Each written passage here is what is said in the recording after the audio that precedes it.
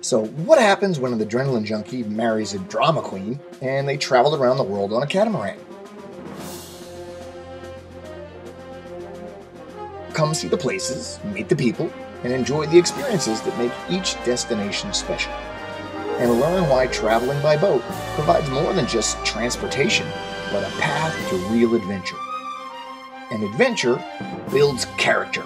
Or was it characters? Either way, what is the worst that can happen? Stay tuned for more at LostatSea.tv. Arrgh.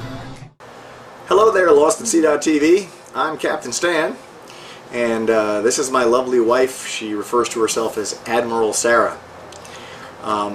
We're here to welcome you to LostatSea.tv and give you a little idea of what this channel is all about.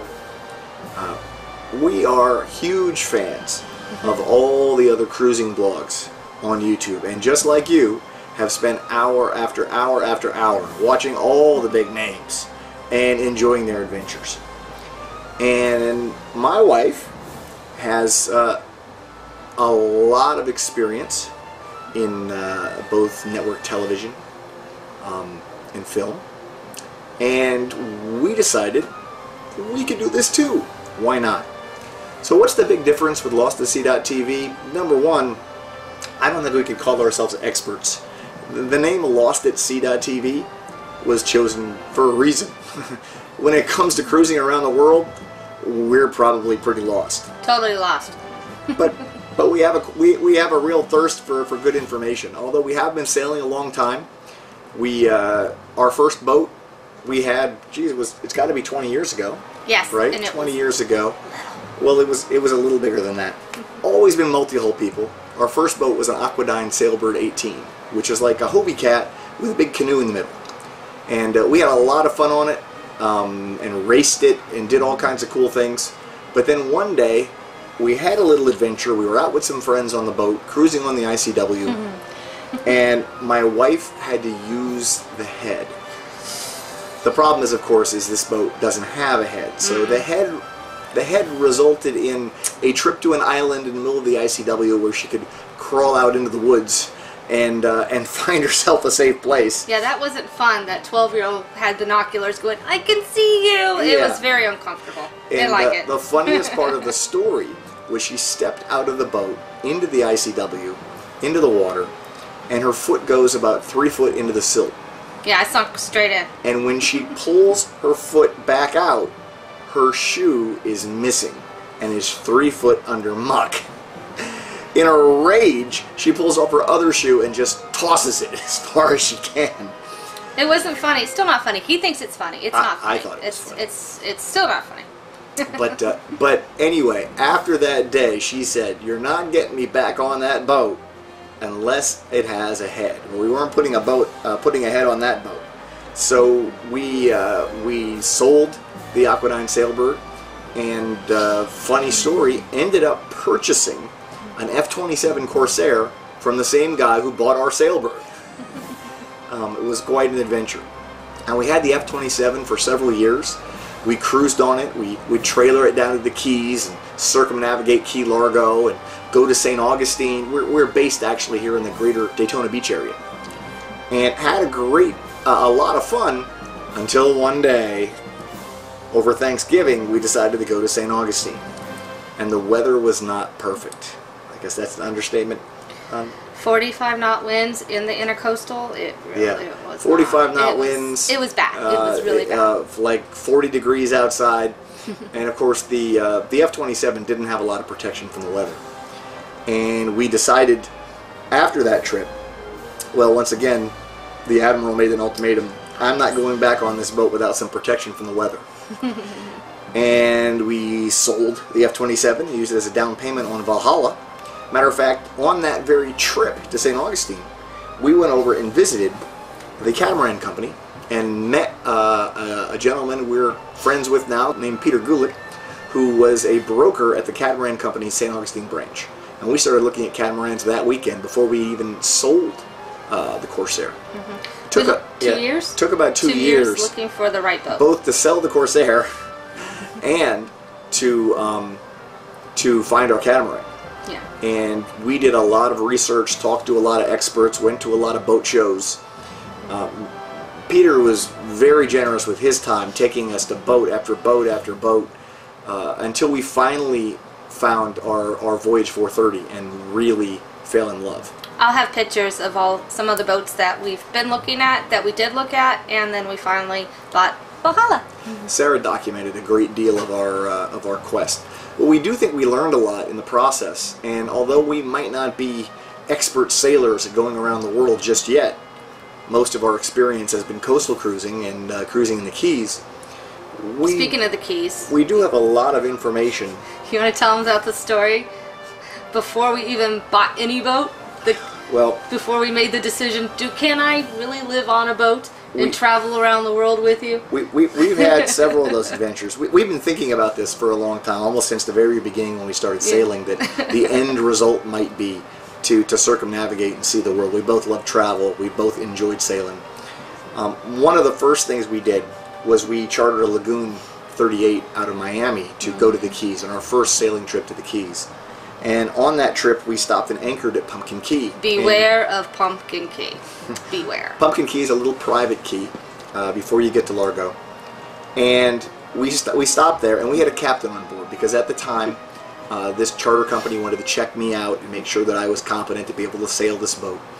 And so she was there with us, and we went through some navigation testing and this, that, or whatever to prove that I could handle the boat.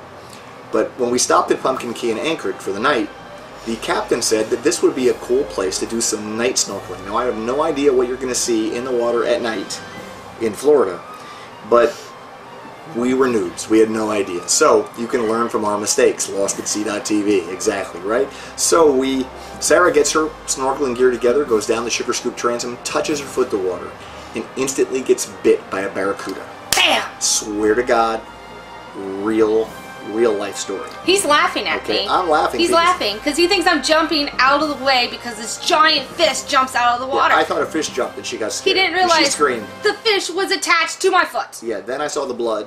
It was awful. I applied direct pressure to the wound. I started yelling for the captain. Captain's in the head. By the time the captain gets out, she doesn't even know where the first aid kit is. I rip all the settee cushions up, looked in all the storage, find the first aid kit. What's it filled with? Band-Aids. Just tiny Band-Aids. Nothing for a serious wound. Band-Aids. We've got to get on the VHF. We call the Coast Guard. The Coast Guard calls an ambulance. An ambulance comes and meets us. Of course, the Keys is one long stretch of road. So we take a 45-minute ambulance ride to a hospital on the 4th of July, which is full of less than responsible human beings who've blown their fingers off with firecrackers and all kinds of other silliness. With one doctor in the hospital for all of us. And I guess everybody else was off that day on the holiday. So they couldn't stitch her up because the bacteria that a barracuda carries. So they wrapped her, they gave her a prescription for Cipro, and sent us on our way. The captain took the boat to Gilbert's, and we took a taxi ride back to the boat, which was completely infested with mosquitoes by the time we got there. And mosquitoes love me as well, apparently. As long as I'm near her, I'm usually pretty safe. Yeah, They're drawn to I'm her repellent first. for him. So, but anyway, you can imagine her hobbling along on crutches through a cloud of mosquitoes to get back to the boat. Wasn't fun. So we decided to cut the trip a little short, but she decides to tough it out and stay another day. For him. So we take the boat to Largo, we watch some fireworks, and Cipro, by the way, also makes you sun sensitive. So to top it off, she got extremely sunburnt like a lobster while she was laying there under the influence of various narcotics. The only good part of the story was I managed to get that lagoon doing 10 knots up Hawks Channel on the way up. I think that's the only time I woke up too, is when you were hauling down the coastline. That was a lot of fun. But and we've had our share of short coastal cruising adventures. Plenty of mayhem, plenty of mishaps, plenty of running aground. But we've learned from those mistakes, and we're going to try to share as much of that knowledge with you as we can. And at the same time, we're doing tons of interviews with other experts and cruisers and people we've met to give you not only the benefit of our experience, but the benefit of the people who have done transatlantic crossings. Like we have one review on the channel with Courtney Patterson. She's crossed the Atlantic on an old wooden boat. Yeah, it's pretty amazing cool. stuff. It's really cool. We got interviews already posted with Wally Moran on adventures to Cuba and to up and down the ICW. And Bob. We got interviews with the infamous Bob Bitchin. He was awesome. Telling you all about his experience with that cruiser standby magazine, Latitudes and Attitudes, and his new venture, Cruising Outpost.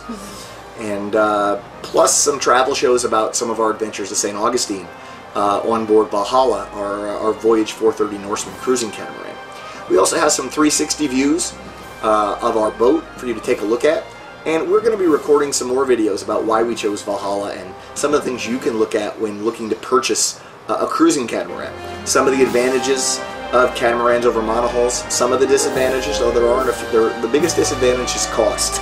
Yeah. And we'll be talking more about that. But we wanted to welcome you to the show and let you know that between our sense of adventure and Sarah's editing and producing skills from her experience at Fox Television and the other programs she's worked with, I think that this is going to be a real high-quality, information-packed series that you're going to really enjoy. So, if you like what you see so far, please subscribe to our channel, like our Facebook page, LostatSea.tv, and we're going to be bringing online some other ways you can buy us a drink or subscribe to Patreon and get some additional benefits, maybe even a chance to sail with us on board Valhalla to some of these destinations. I mean, we are just a couple. We do have a few mates that sail with us that are have some great skill sets, whether it be mechanical or sailing, that come with us. And we've got 4 queen-size cabins. So there's going to be opportunities for you to come with us. Hey, why not, right? A lot cheaper than a charter, let me tell you. Let's go to the Caribbean. So, stay tuned, subscribe, like, become a sponsor if you can, and we'll see you out in the water.